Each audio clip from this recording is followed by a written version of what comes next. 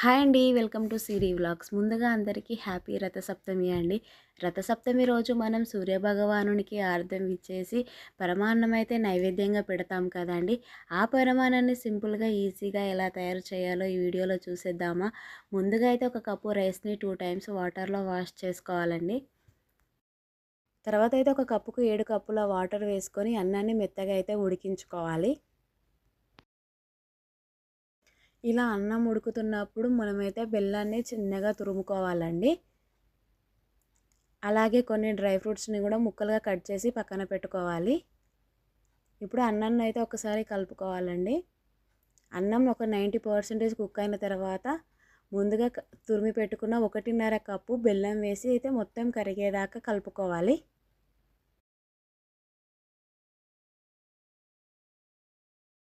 బెల్లం కరిగాక అయితే 1/2 cup sugar వేసుకోవాలండి. ఎప్పుడైనా పరమాన్నం వండేటప్పుడు అది బెల్లంతో చేసినప్పుడైతే షుగర్ అనేది ఖచ్చితంగా యాడ్ చేయాలండి. షుగర్ యాడ్ చేయడం వల్ల మంచి టేస్ట్ వస్తుంది. తర్వాత 4 ఇలాచీలని మెత్తని పౌడర్ లాగా అయితే దంచుకోవాలి. చూసారు కదండి, అన్నం అనేది ఆల్మోస్ట్ కుక్ అయిపోయింది.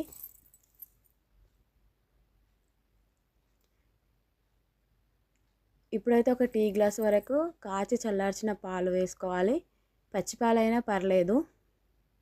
పాలు వేసి మొత్తం అన్నాన్ని ఒకసారి మొత్తం కలిపేసుకోవాలి. ఇలా ఒక 2-3 మినిట్స్ కుక్ చేసుకోవాలండి. 2-3 మినిట్స్ తర్వాత ముందుగా దంచి పెట్టుకున్న ఇలాచి పౌడర్ వేసుకొని ఒకసారి మొత్తం కలుపుకోవాలి.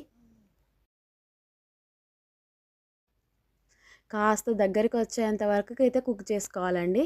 తర్వాత ప్యాన్ పెట్టుకొని 2 టేబుల్ స్పూన్స్ వరకు అయితే నెయ్యి వేసుకోవాలండి. నెయ్యి మెల్ట్ అయ్యి మంచిగా హీట్ అయిన తర్వాత ముందుగా కట్ చేసి పెట్టుకున్న డ్రై ఫ్రూట్స్ ముక్కలు వేసుకొని మంచిగా ఫ్రై చేసుకోవాలి. మధ్య మధ్యలో కలుపుతూ డార్క్ గోల్డెన్ బ్రౌన్ కలర్ వచ్చేంత వరకు అయితే ఫ్రై చేసుకోవాలి. చూసారు కదండి, డార్క్ గోల్డెన్ బ్రౌన్ కలర్ వచ్చేసాయి కదా. ఇప్పుడు ఇవి మన పరమాన్నంలో వేసుకొని మొత్తం ఒకసారి కలుపుకోవాలండి. అంతేనండి, ఎంతో సింపుల్గా మన పరమాన్నం అయితే రెడీ అయిపోయింది కదా. మీకు కనుక ఈ వీడియో నచ్చినట్టయితే ప్లీజ్ లైక్ చేయండి, షేర్ చేయండి, కామెంట్ చేయండి. మరిన్ని ఇలాంటి వీడియోస్ కోసం please do subscribe my YouTube channel. Thank you so much for watching this video. Bye.